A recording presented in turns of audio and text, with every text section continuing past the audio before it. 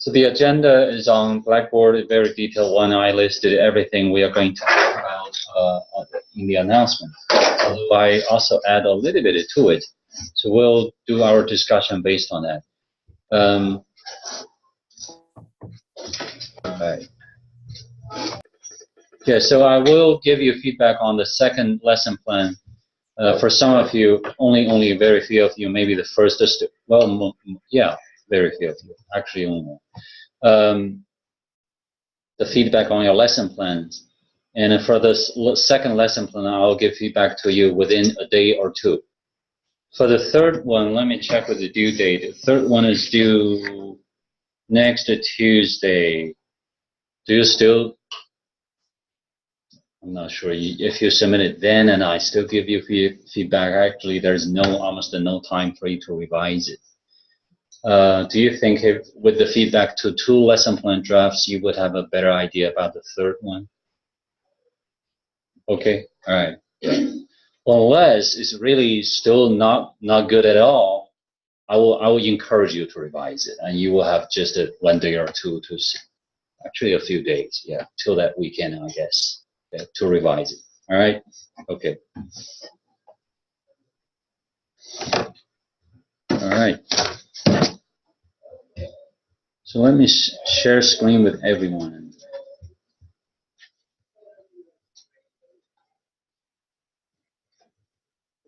Okay, so we are looking at the agenda today.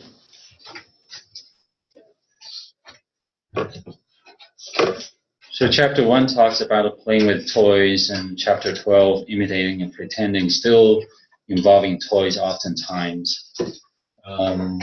We'll just talk about these questions, most of them, or some questions we don't have to go over in detail, all right? I want to hear your feedback, your experiences, and feel free to relate your experiences to what you're doing at the Child Care Center. And feel free to open the book to get information from certain pages. First one, what are the primary guidelines about selecting toys for children? So spend maybe half a minute to either talk to your table friends or refer to your textbook. We just need a few thoughts about that. What are the primary guidelines, or things that we should really pay attention to when it comes to selecting toys for children?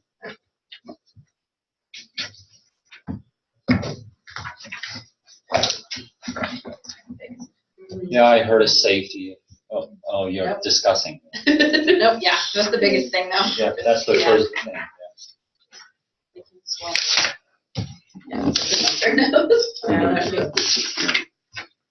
That's why in your resource list, many of you were careful enough to note that so those things are at such a size that cannot be swallowed by infants. Yeah, that's a very good precaution.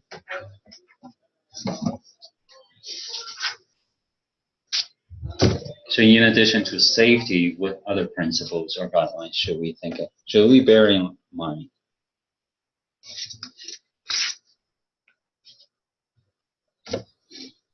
Are we just announcing out loud? You mean thinking aloud, or? No, like saying answers out loud? Or how are us Zoom people supposed to do it? Yeah, I wanted to talk, yeah. Oh, okay. Yeah. How about checking for the age appropriateness? Like on some toys it has 0 to 6 months and 3 to 4 or whatever. Mm-hmm. If that's one of the guidelines. Yes, absolutely. Yeah. You don't want to give a 1,000-piece puzzle piece to infants. Yeah, exactly right. Yeah, anything else? Is cleanliness or hygiene connected with safety, or it can be separate guideline, right? Yeah, we need to make sure they are clean. Yeah, they are not contaminated, and that's why we need to. I think on your safety checklist, some of you included the toys and materials will be washed how often? At least once in a month. Yeah, yeah. Mm-hmm. Or it can be more frequent to make sure they are clean. Yeah. Checking that they're in good repair. Nothing's broken or cracked or something where they could pinch their fingers in it. Yeah. Yeah. Good thought. Good thought. Yeah. Mm-hmm. Yeah. Maintenance. Yeah. Checking the toys, materials every now and then to make sure they are functional, working, safe still. Yeah. Mm-hmm. The batteries. Yeah. Yeah. My kids often come to me, "Oh, Daddy, fix this." Yeah, oftentimes it's the battery. Yeah.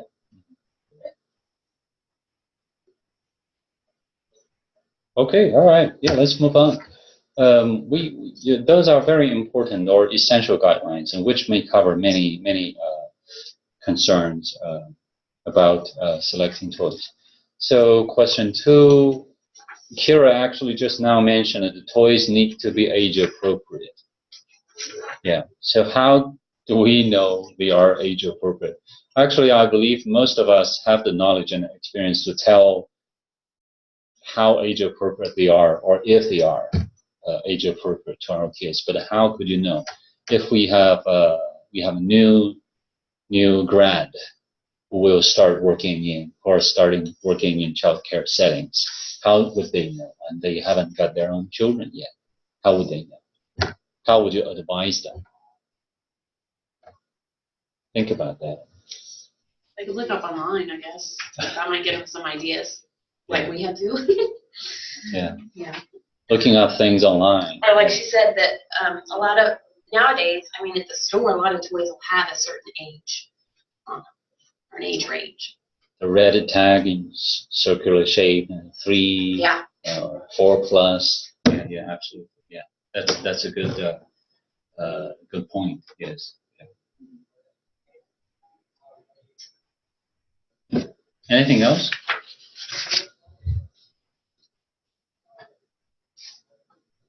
Well, I'll get back to the book, if you don't mind.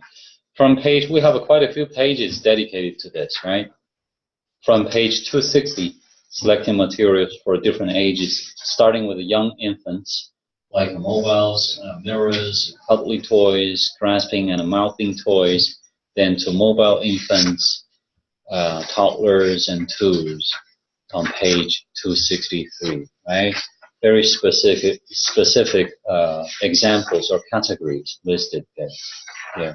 So we have very clearly written out materials like online resources, like our book, which just is specifically focused on early childhood education information and practices.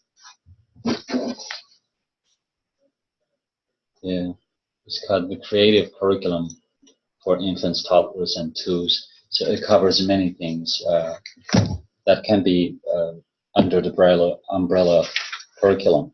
Okay.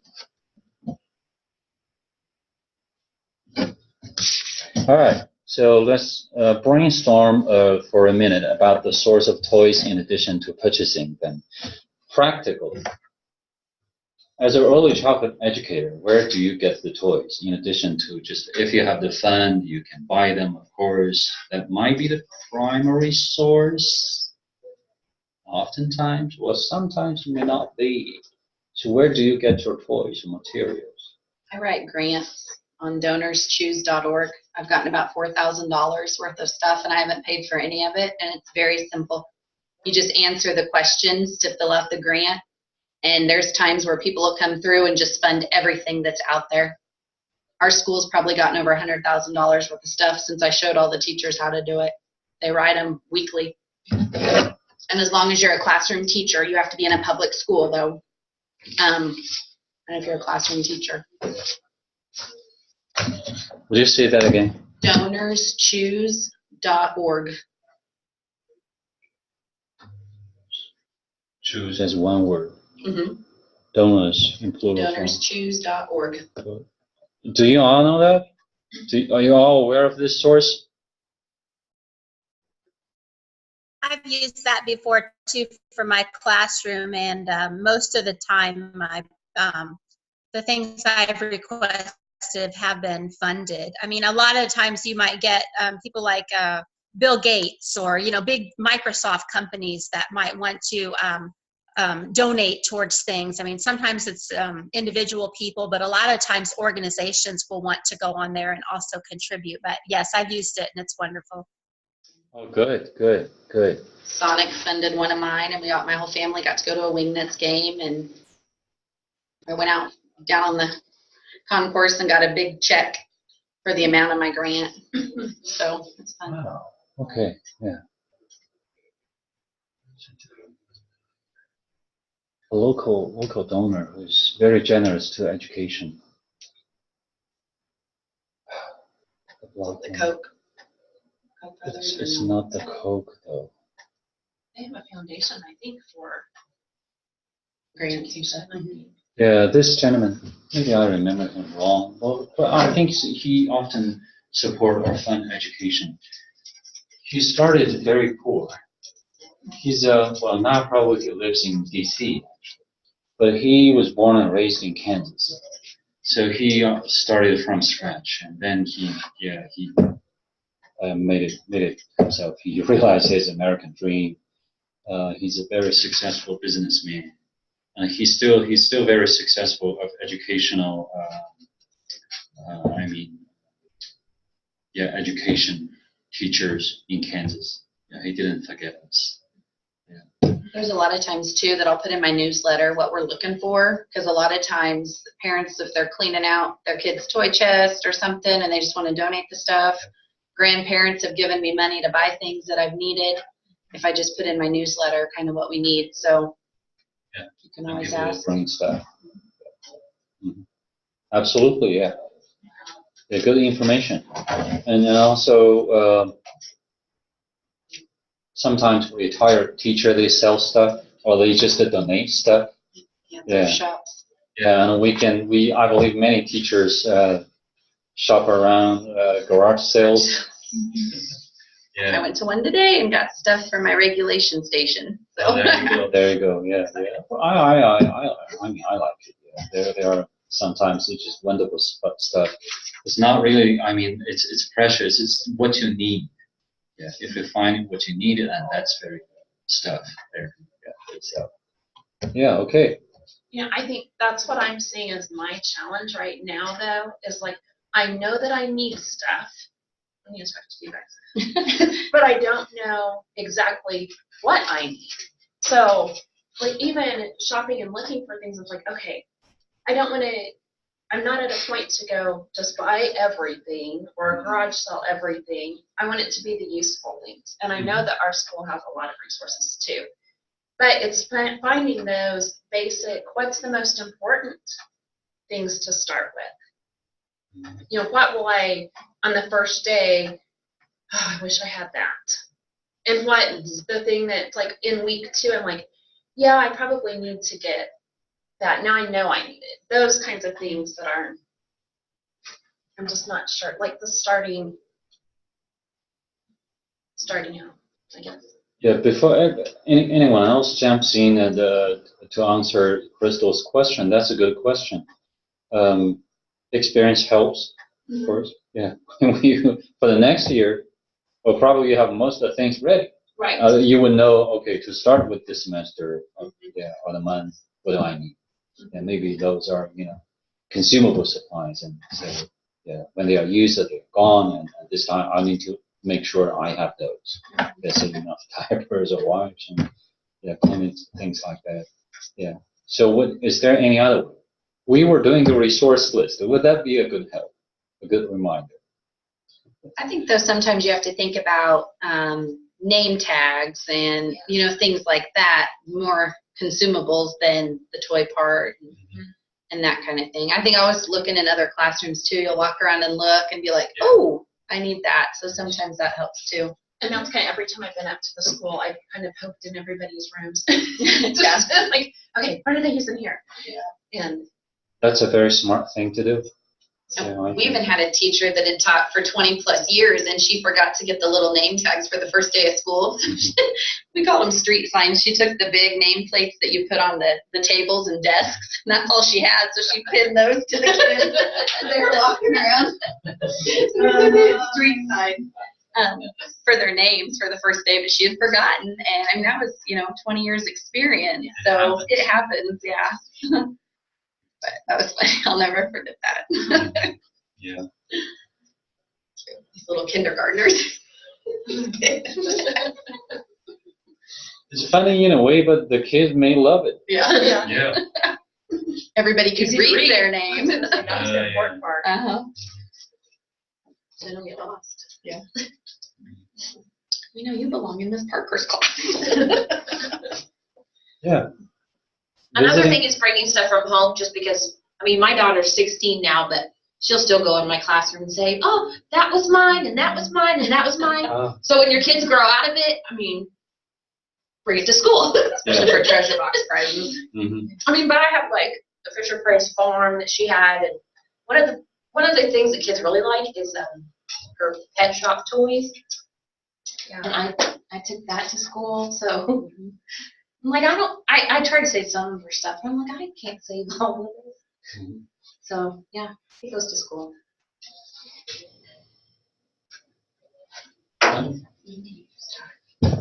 Okay, well, good sharing so far. So, well, moving on then. Imitating and pretending. It's getting more and more interesting. I'm not sure how many of you have brought a toy or material. If you could. If you haven't, that's perfectly fine. And I have many toys and materials here ready for you. I don't know how it will work for our friends on Zoom. I cannot throw a toy to you through the screen, but I can show you. So we'll spend a couple of minutes for you to pick or select a toy that I have here. I'm going to put it on display right now.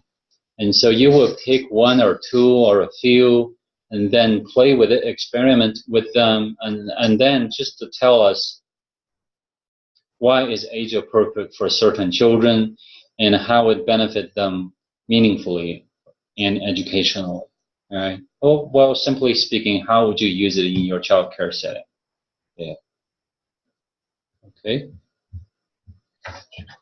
So let me stop sharing now so you can probably see the situation better. Stop sharing. Yeah. Okay.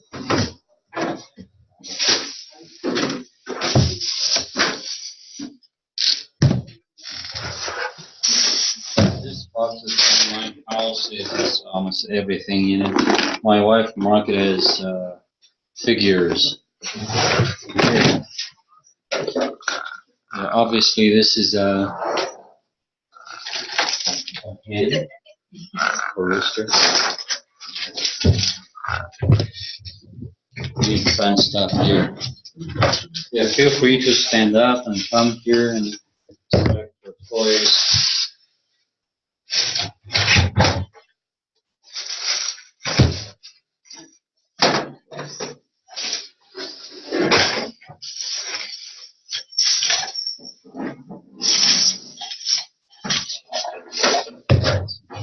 I stole some from my children.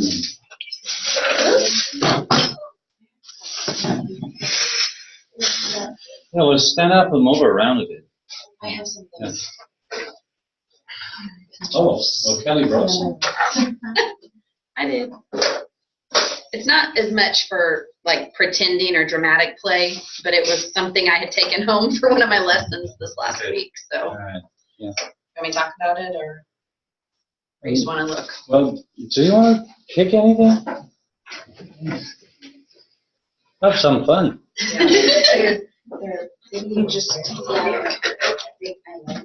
Yeah, you can pick one or two or a few, however many you want to pick. Yeah. I was excited, but they don't work well. The kids are like, these are hard. Yeah, look. This is a kaleidoscope. The camera is not on me. Okay.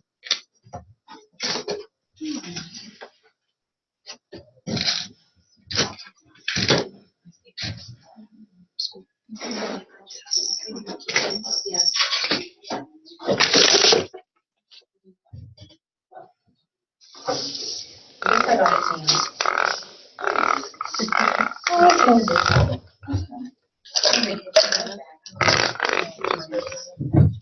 This is, okay.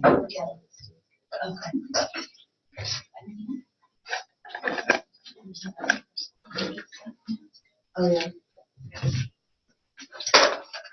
I like it just because it's easy.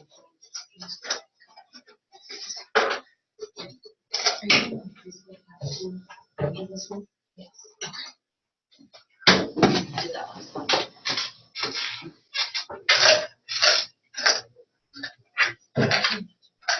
I'm glad I didn't do it this one.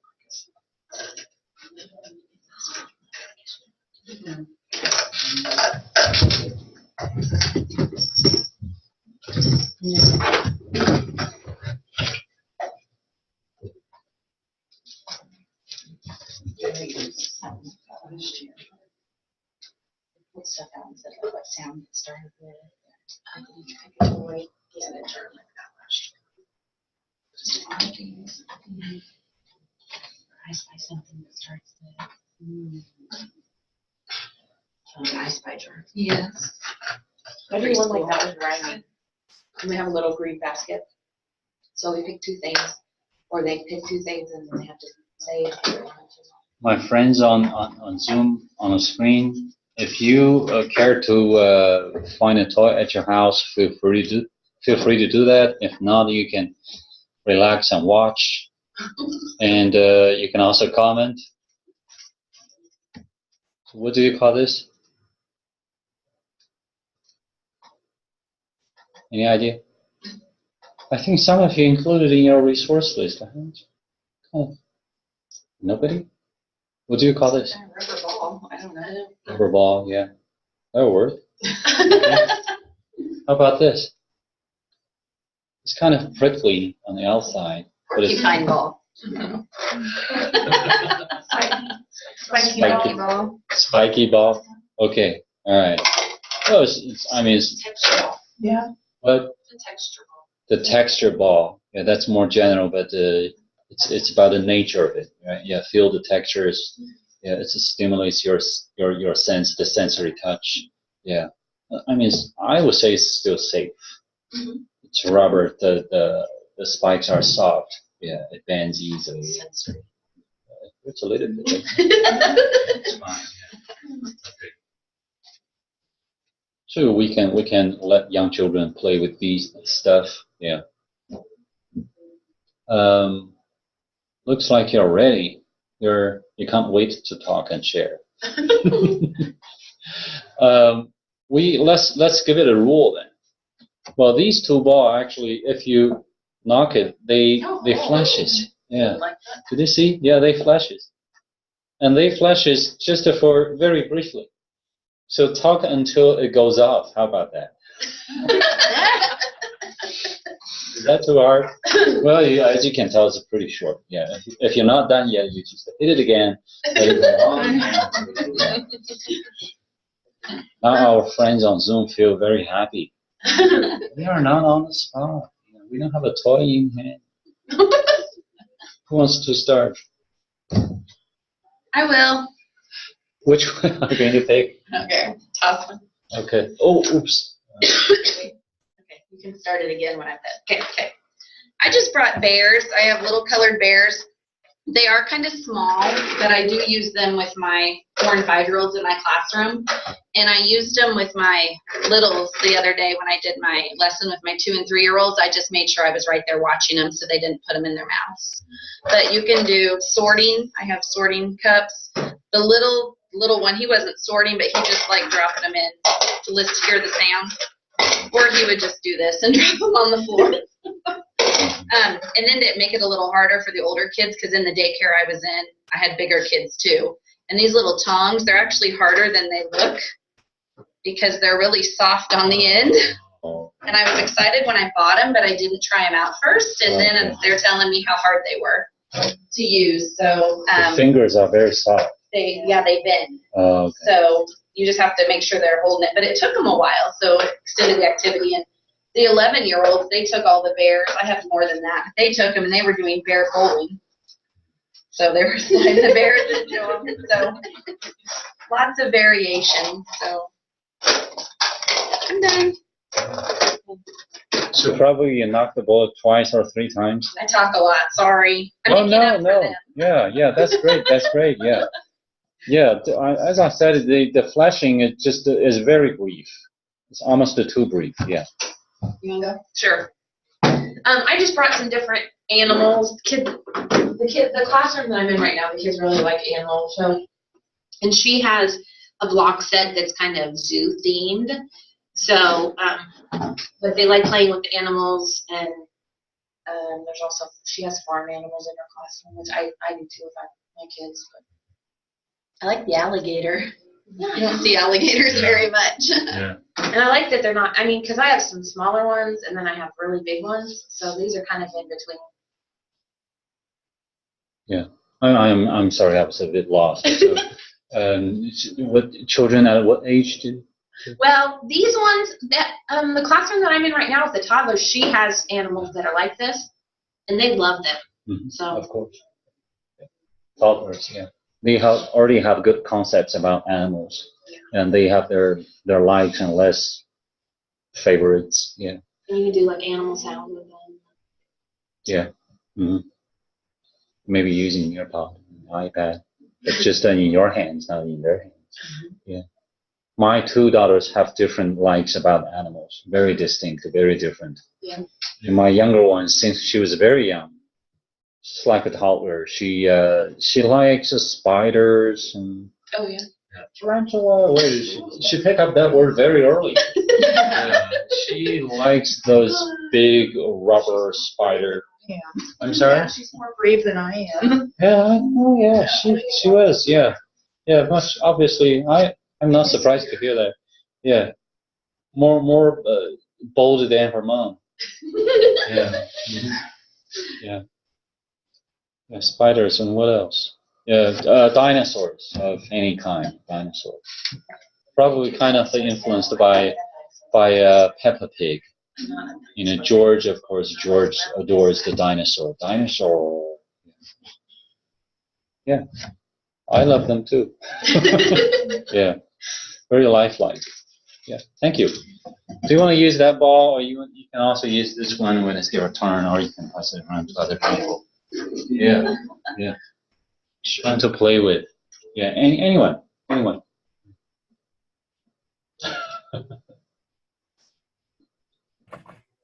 Sarah, you want to go since you're playing with the ball? Yeah. Now it's become a hot ball. Hot potato. I came up for like 2-year-olds to do. They don't really like sporting colors, but I figured they might like seashells though. So I like different colored seashells.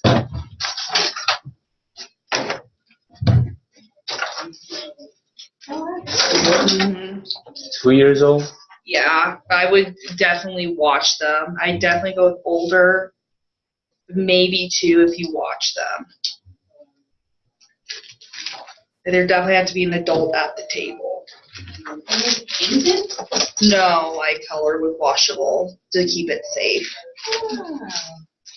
I got like 4 bags of shells from the thrift shop. I can do that.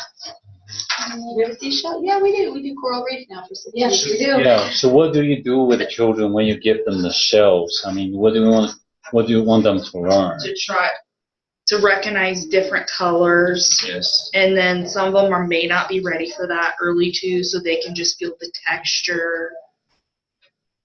Yeah. First, of course, obviously, or primarily to learn the color words, right? You know, let them say them. Even younger than 2. Yeah. Are they coloring your fingers, or is your thumb They're just from something else? fingers. So I would definitely probably use something else. Yep.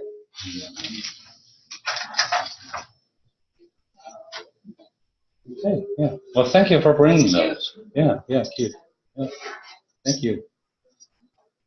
Our new curriculum has a 6-week coral reef unit 6 weeks. and a 6-week dinosaur unit and a 6-week, I don't even know Oh, what the I others don't know. are. We haven't looked, we haven't had time. But our district has a new curriculum that we have to use, and they're 6-week themes. Oh, Yeah, so we'll be doing coral reefs at Christmas. it sounds like you will not cover many themes in a semester or even a year. It's very science and math based. Art, which is what we're not used to, so it'll be different. Of course, in each thematic, there are different subject area are integrated. Oh yeah. Yeah. It all integrates well. You can have that. Okay, I'll start it again. So I like the idea of this jar and some of the suggestions to use it as like pulling out something to do like first sounds. Dinosaur. You don't have to be too specific. And the beginning sound, the dinosaur. Or fish, identifying those things, using it for rhyming, and even just with younger ones, even what is this? And being able just to simply identify different things. I'm not sure that some of them might know you at. But Candy. Yes, candy. You could change out things in that all the time. You could put all of the same sound in there. I mean, there's just a lot of different ways that you could use a jar like that. Manipulatives, right? Mm-hmm. Yeah, manipulative. Yeah. Can do that with Yeah. these jars, yes. Mhm. Yeah. You don't have to watch them. Well, for that jar, actually, we may put almost anything into any jar, yeah, and then make it a kind of educational tools, like what you said, to teach the vocabulary. And it could be used to children age over quite a kind of broad age span, right? Yeah, so children are just learning to say words. They struggle with the like with the or they can just say something like a dinosaur, and then you teach them. You say it clearly, and they will repeat after you. That's a very important process.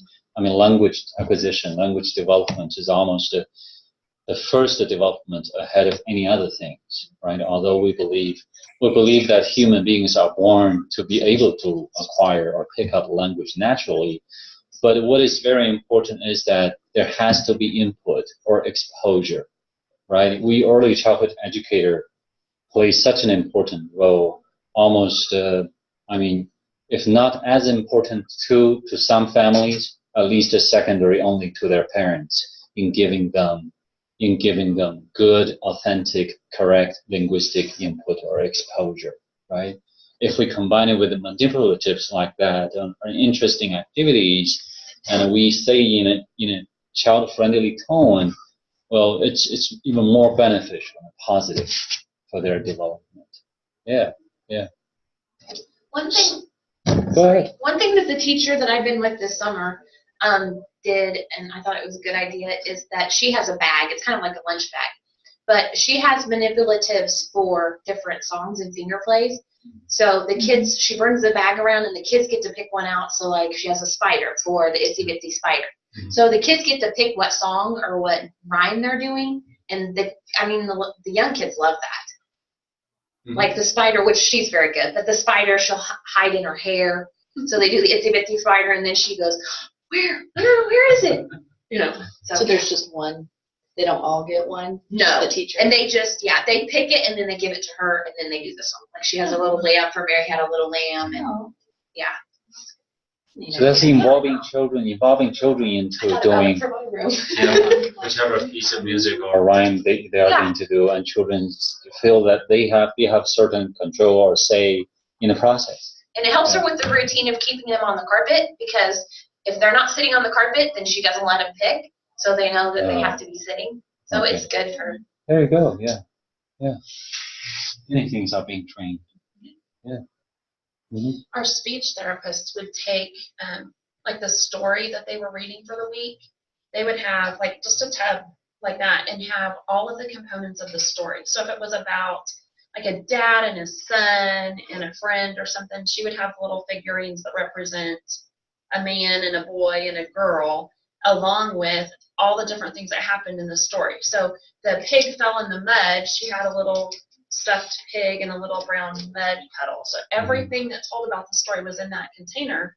And then for the kids that were having a hard time sitting still, some of our special needs kiddos, they could manipulate all of those items as the story was taking place, and it kept their attention a little bit more. And then later in the week, she would hand out an item to every kid in the classroom, and as that part of the story, that was their part to kind of participate in that story. So it's just a great way to see it and feel it and keep them engaged. And keeping them engaged. Yes, yes, yeah. That's a simple but very effective skill. Yeah. Mm-hmm. Yeah, effective techniques really don't have to be complicated, right? Yeah. Yeah, many of you have a lot of experiences, very smart ideas about that. Yeah. So Betsy, do you want to share? Yeah, I'll share. You got a mic, so you got to talk. Yeah, I do. Yeah. So, I get to pick 2 items. Like the microphone, you can use it as a speech thing or a language thing and have the kids like repeat, like echo you if you're having like that. Or you have them sing, like my daughter. I don't have video on it's not on my phone, on this phone, it's on my old phone, but she was singing, she was singing. That'd be like, in like dramatic play area. They can do that and be all dressed up and she'll go like this and she has some little moves. And I'm like, where'd you get that from? Where'd that come from? The play food. I mean, this would be good for like toddlers and, for like preschool kids too as well. And the play food. My daughter loves to make plates, and I have a picture, and she has her little tray, and she has she has the mustard, the ketchup, and she has a plate already filled, and she has a cup. It's all on a plate. It's so extravagant, I guess I should say. It's like, it needs to be like in a 5-star restaurant. But she loves to cook, and you can do another language thing. Be like stirring, we're stirring the pot. We're putting the cabbage in there, You can just make it fun and then another thing imitating, for dramatic play. And what they do what they see their mom or dad doing, they've been doing that too. So it's pretty cool too as well. So you or your husband or us as caregivers, the teachers, we also actually role play with the children. We also participate in a pretend play. Either for very young children, we encourage them by saying, "What are you making?" Right? Yeah, let them say things out. If they struggle, we will say for them and let them repeat. And they should be happy with themselves if they can say it out. And they also, young children tend to act out their own stories, having conversation involving different characters just by themselves. Yeah. So, maybe bigger ones, say 2s or even 3s, when they can say something, they can master. They have a certain mastery of language, so they will make up their own story. You will find a toddler or 3-year-old just talking there in different voices for quite a while, right? When I saw that, usually I don't intervene.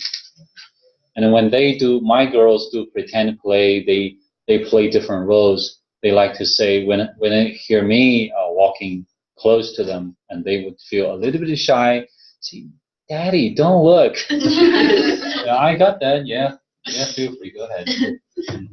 Yeah.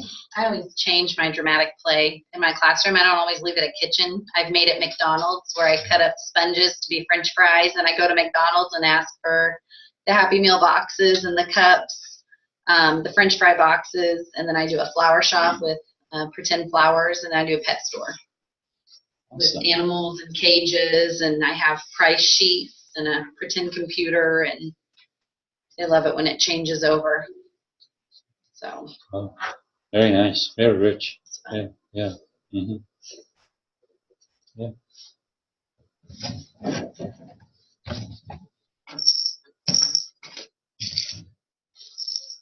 It's a little bit dirty. Actually, this doll, it says my first doll here. It's from my American mom, my children's American grandma. Yeah, she's still in Pennsylvania. She's turning 80 this year. She just turned 80 in May. Yeah. Well, her health, unfortunately, is not. It's kind of declining. Yeah. I really wish I could visit her during this summer, but probably we couldn't. She bought this doll for my first one, Abigail. Abigail was born in 2011. Yeah. Yeah. Well, when she's a few months old, and she just sleeps next to this one. It's my first doll. It's okay for young children to bite it, to play with it. Yes. Yeah. Try to tear it. That's okay. It's sturdy enough and safe enough. Although now, probably you don't want to give it to a young infant because it needs to be washed. Yeah. Yeah. I got this from Professor Wilkerson. This is a kaleidoscope. It's fun to me too. It's fascinating if you look through one end and just turn it. Young kids love stuff like this. It's fascinating, right? It's very beautiful. Like they have to do this to look through it. Yeah, yeah. They yeah, can't close yeah, one eye. Yeah. Yeah. As long as they don't fight too hard for it. Right. Yeah. And in addition to commercial toys, we can use many different objects or materials in our household, or things that we don't use anymore, or from the nature, right? And just while walking here from the parking lot, I just pick up this pine cone. And children love that too. Pine cones, leaves, yeah, they are everywhere, and they are just interested. Yeah. And pebbles. They draw color, they color them, they imagine them to be different kind of things, and this is my treasure. To them, it's treasure. Yeah, yeah. So we can also do different things with them and make it educational. Yeah. My youngest, we seen that pine cone. She had a pine cone collection when she was probably 2. She would ride her little bike. We'd take a walk around the pond by our house, and she would ride that thing, and then she realized the seat came up, and so she'd get over to a certain point by these trees, and she would fill that seat area with all these pine cones. But that's something, she collected them wherever we went. We were in Memphis, and she found one that was this big and brought it home. I mean, it's like that was something she was so drawn to her whole early years. Everywhere we went, that was her thing to find. That's very impressive. Well, I think I can understand that. Mm-hmm. Yeah, I understand her interest. I like it too. I mean, specifically about pine cones, they smell good. Mm-hmm. Yeah. Not to mention you burn them too.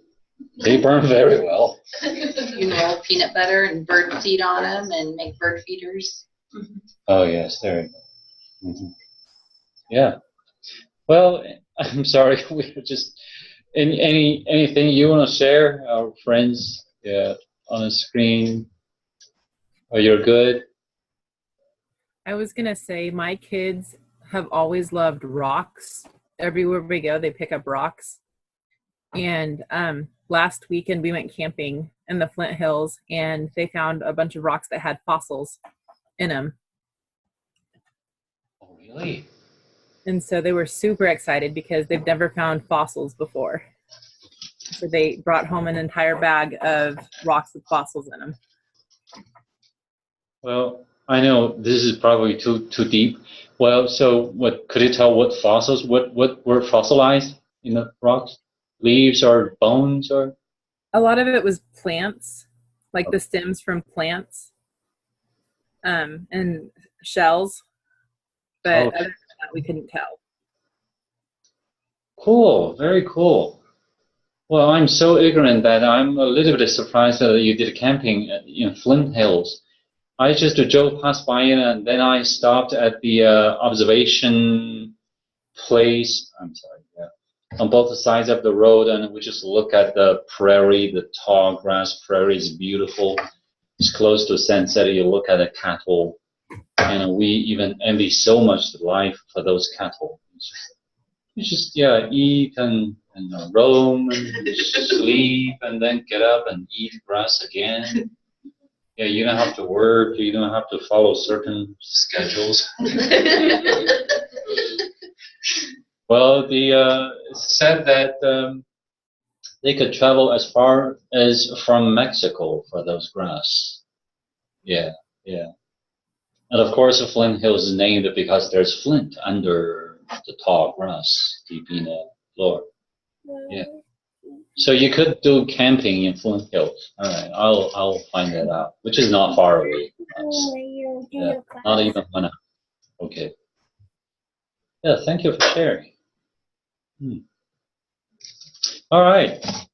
Time is 55. So we had some fun talking about toys and pretend play.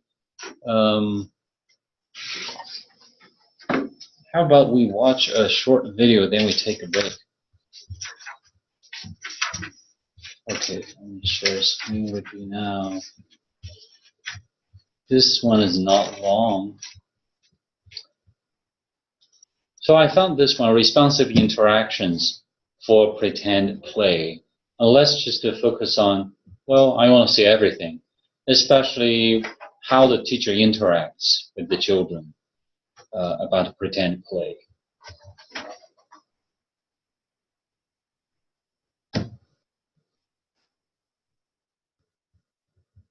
Two washcloths.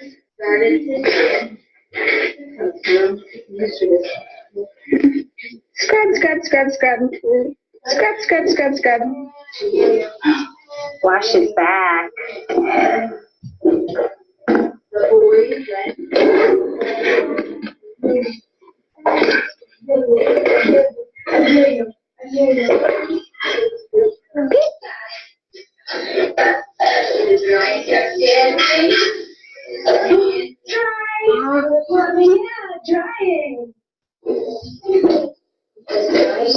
Dry his head. Dry his belly. Buddy, I'm gonna wake you up.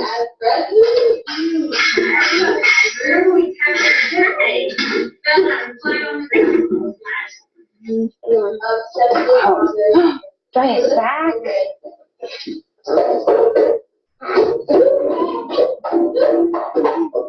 Dry his toes. Toes.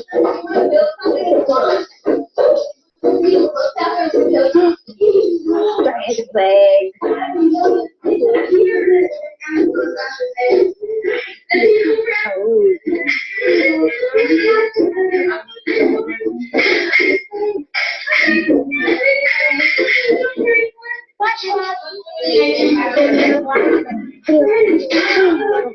Belly. Oh my goodness.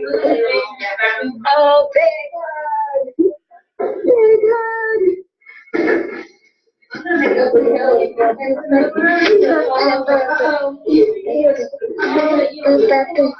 Bye bye, baby. More babies. Oh, you want to put them to bed? Two.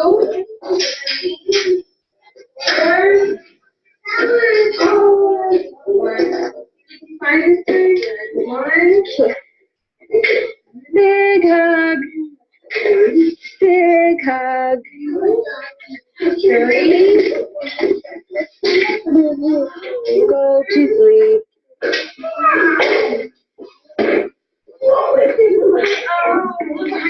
Rock-a-bye. Bye. Bye.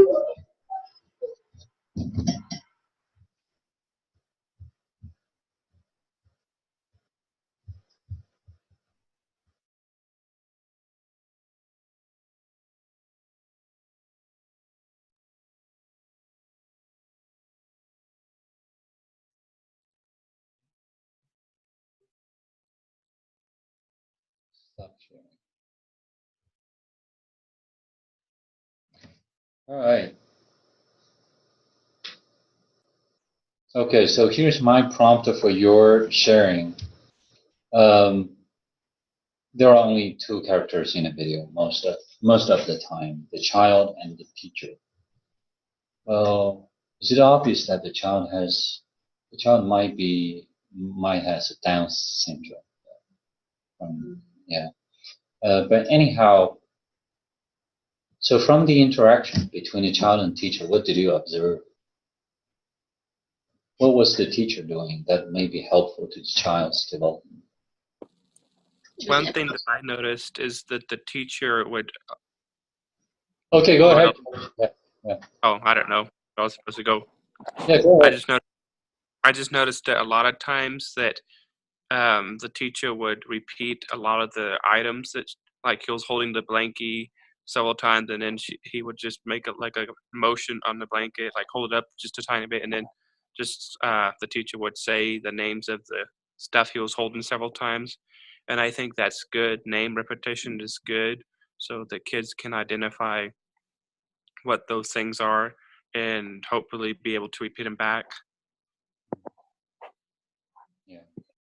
Again, that's very beneficial for language acquisition, right? The teacher is repeating the names of the items and also the action the child is doing, and she also repeats the action and just to verbalize almost everything during the interaction, and that's responsive. Yeah.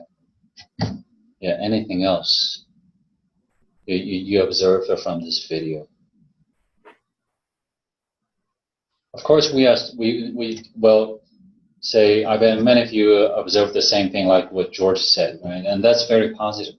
And we should be doing that. Yeah. Is there anything else you want to do in such a scenario or situation? Or is there anything, I know it's a very short video for you to observe anything else about the context. Is there anything else you might do differently or extra? I saw that the teacher was kind of started out directing, kind of modeling what she was doing with the baby, but yet she also would let the child take the lead, and when he would kind of role play something, she would follow along with that. So there was a lot of back and forth. It wasn't just the teacher giving instructions, it was the child also leading the play and her commenting on it. So it went in both ways. Mm-hmm. Yep. Very good observation. That's true, yeah. It really gives the child a good feeling that he's in control, that he can do things independently, and it's also a process of building his confidence. Yeah. Totally ignoring he himself probably is still young enough that he's unaware of his difference. Yeah. That's a positive way to encourage his development as well. She was doing what he was interested in, not forcing, she wasn't making him play blocks because that's what she wanted him to do. She was playing along with the baby, giving the baby a bath and doing things that were encouraging that part, but he was already engaged in that. Yeah.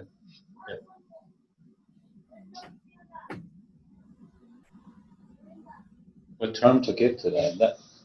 Just let the kid play freely, right? Follow his interest, follow even his nature. Yeah. Again, in the meantime, verbalize everything. Yeah. To help him. Yeah. Because that might be an area that he needs to be developed in most.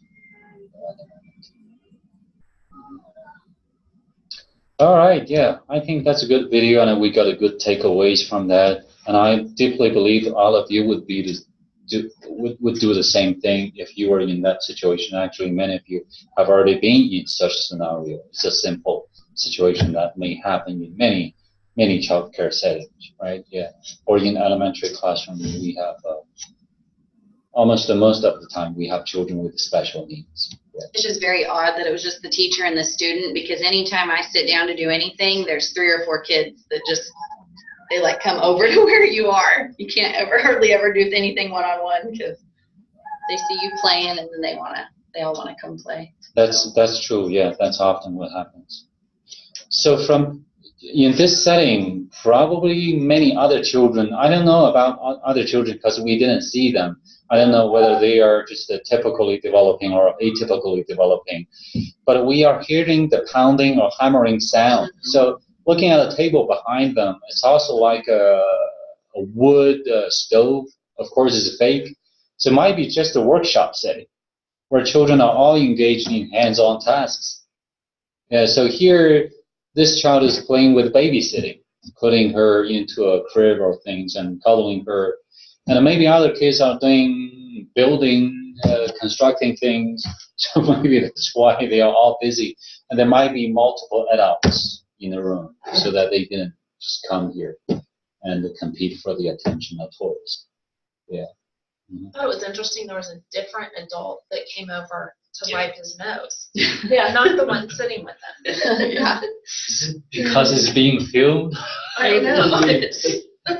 Yeah. Did she notice that, or she just? Maybe she was the lead teacher and the That's other what one I was her wondered. Maybe she was assistant or a therapist even parent. that was working with him or something.